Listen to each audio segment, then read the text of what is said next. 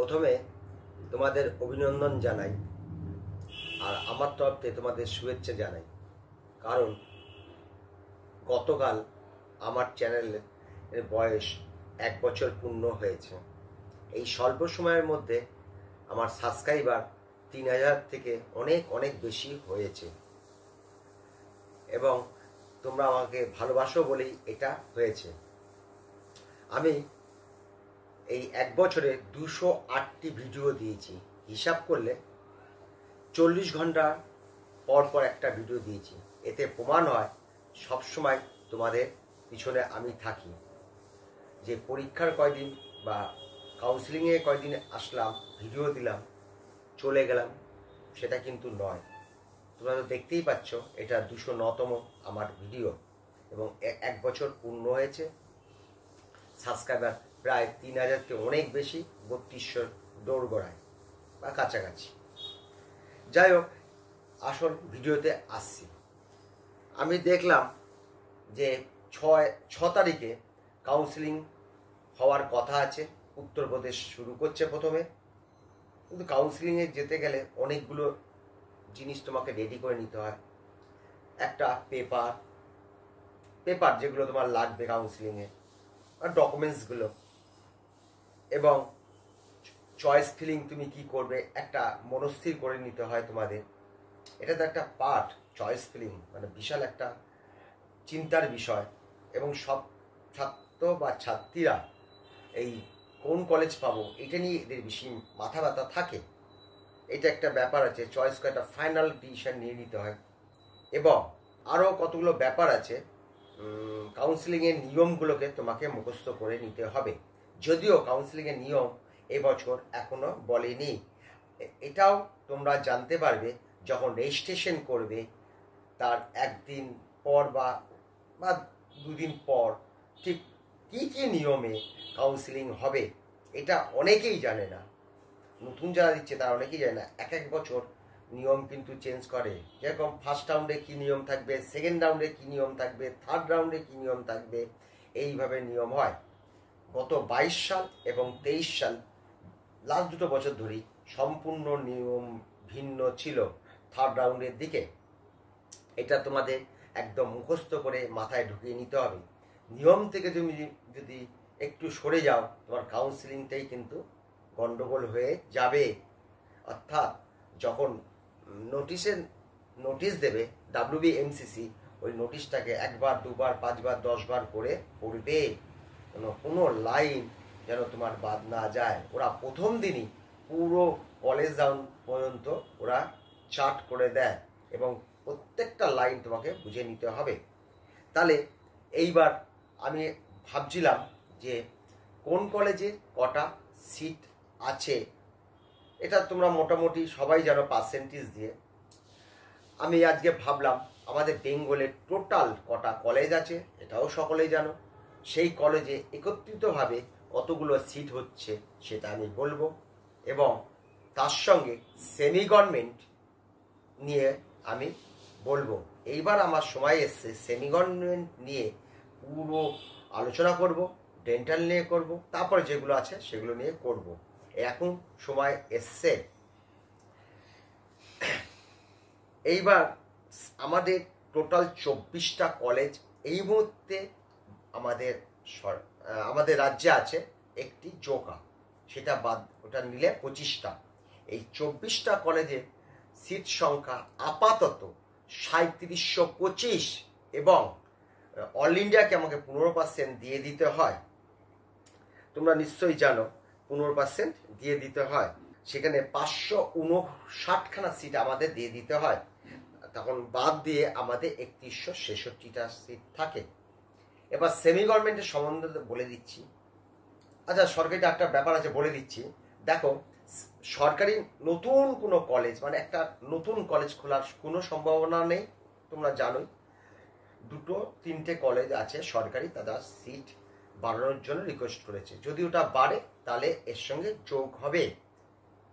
আর semi government দেখো আমাদের রাজ্যে 7-8টা তো আছেই, সকলেই নামগুলো জানো। এইবার আমি মনে করছি 2টো কলেজ অন্তত তো খুলবেই। দুটো কলেজ খুলবেই, যেমন সেমি গভর্নমেন্ট খোলাটা অনেক সহজ হয়, কারণ এটা প্রাইভেট যে লোকেরা এগুলো দেখাশোনা করে, সরকার এর সঙ্গে কোনো রকম যুক্ত থাকে না, তাই জন্য এদের খুলতে সুবিধা হয়। এবং প্রাইভেট কলেজের মধ্যেও সিট বাড়ার একটা সম্ভাবনা আছে। দু একটা কলেজ কিন্তু এর রিকোয়েস্ট পাঠিয়েছে। যাই হোক, আমি সব মিলিয়ে যদি 10টা কলেজ ধরে নিই, যে 2-3টে বেড়ে আমাদের টোটাল 10টা কলেজ যদি ধরে নিই, তাহলে সিটটা কত আসবে। ওইখানেও কিন্তু কাস্ট ভিত্তিতে ভর্তি হয়। আরটা সেমি গভর্নমেন্ট সম্বন্ধে খুব মন দিয়ে শোনো। সেমি গভর্নমেন্ট সাধারণত 150টা সিট নিয়ে ওপেন হয়। এই তার মধ্যে 50টা থাকে স্টেট কোটা বা অনেকেই সেমি গভর্নমেন্ট বলে, আর বাকি 100টা সিটের মধ্যে ম্যানেজমেন্ট কোটায় থাকে 77টা, আর 23টা থাকে এনআরআই কোটা। এই হলো ওদের হিস্ট্রি। এই 50টা সিটের মধ্যে তোমরা যদি ভর্তি হও, সব মিলিয়ে 36 লাখ টাকার মতন খরচ হবে। সমস্ত খরচ মিলে আর কোনো খরচ বাকি থাকবে না। শুধু ব্যতিক্রম কেপিসি, সেখানে 18,75,000, তার সঙ্গে যোগ করে নেবে হোস্টেল এবং তোমাদের খাওয়া দাওয়ার ব্যাপারটা। হোস্টেল প্রতি মাসে 4,000 টাকা করে ভাড়া। আর একটা সুবিধা, তুমি রেগুলার ডেলি প্যাসেঞ্জারি করতে পারবে তোমার বাড়ি যদি সামনে থাকে। আর অন্য প্রাইভেট কলেজগুলো যতগুলোই আছে না কেন, তোমাদের ওখানে হোস্টেল নিতেই হবে, এটা বাধ্যতামূলক। এটা সমস্ত এগুলো তোমরা জানো, তাও একবার মনে করে দিলাম। এইবার আসি আমাদের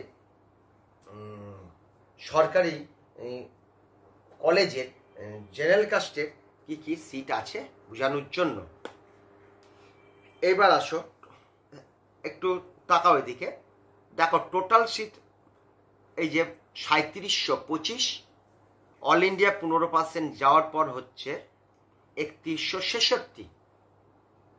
বা জেনারেল কাস্ট আসছে, জেনারেল কাস্টের সঙ্গে জেনারেল কাস্টের পিসি আছে, মানে হ্যান্ডিক্যাপ, তাদের একত্রিত হয়ে মোটামুটি 1375টা সিট আছে। জেনারেল কাস্টে আছে 1298টা, আর বাকিটা পিসি।